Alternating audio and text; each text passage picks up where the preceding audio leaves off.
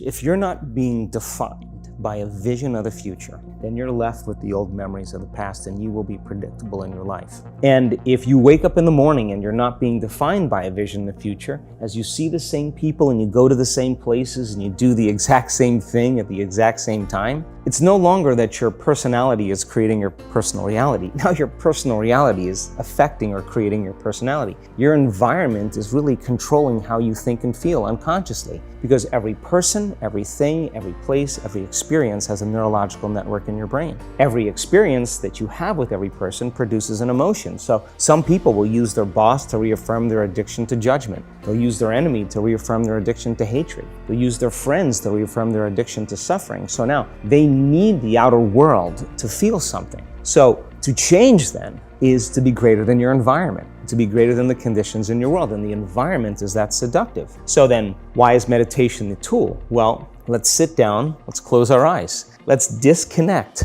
from your outer environment. So if you're seeing less things, there's less stimulation going to your brain. If you're playing soft music or you have earplugs in, less sensory information coming to your brain, so you're disconnecting from your environment. If you can sit your body down and tell it to stay like an animal, stay right here. I'm gonna feed you when we're done. You can get up and check your emails, you can do all your texts, but right now, you're gonna sit there and obey me. So then, when you do that properly, and you're not eating anything or smelling anything or tasting anything, you're not up experiencing and feeling anything, you would have to agree with me that you're being defined by a thought. So when the body wants to go back to its emotional past, you become aware that your attention is on that emotion, and where you place your attention is where you place your energy. You're siphoning your energy out of the present moment into the past, and you become aware of that, and you settle your body back down in the present moment, because it's saying, well, it's 8 o'clock, you normally get upset because you're in traffic around this time, and here you are sitting, and we're used to feeling anger, and you're off schedule. Oh, it's 11 o'clock, and you usually check your emails and judge everybody. Well, the body's looking for that predictable chemical state.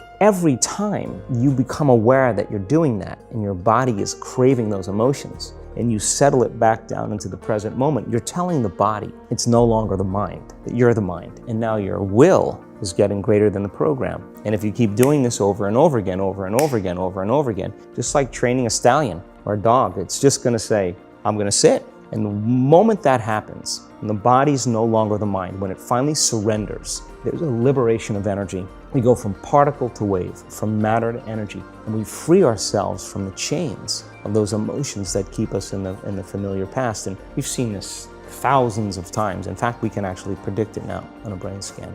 The hardest part is to teach our body emotionally what the future will feel like ahead of the actual experience. So what does that mean? You can't wait for your success to feel empowered. You can't wait for your wealth to feel abundant. You can't wait for your new relationship to feel love, or your healing to feel whole. I mean, that's the old model of reality, of cause and effect, waiting for something outside of us to change how we feel inside of us. And when we feel better inside of us, we pay attention to whoever or whatever caused it. What that means then is that from the Newtonian world is that most people spend their whole life living in lack, waiting for something to change out there.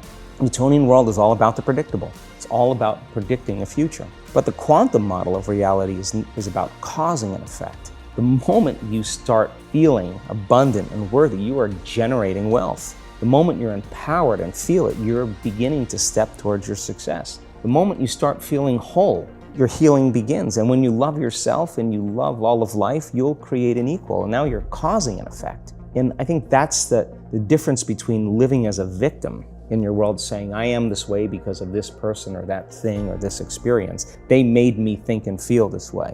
When you switch that around, you become a creator of your world, and you start saying, my thinking and my feeling is changing an outcome in my life. And now that's a whole different game, and we start believing more that we're creators of reality.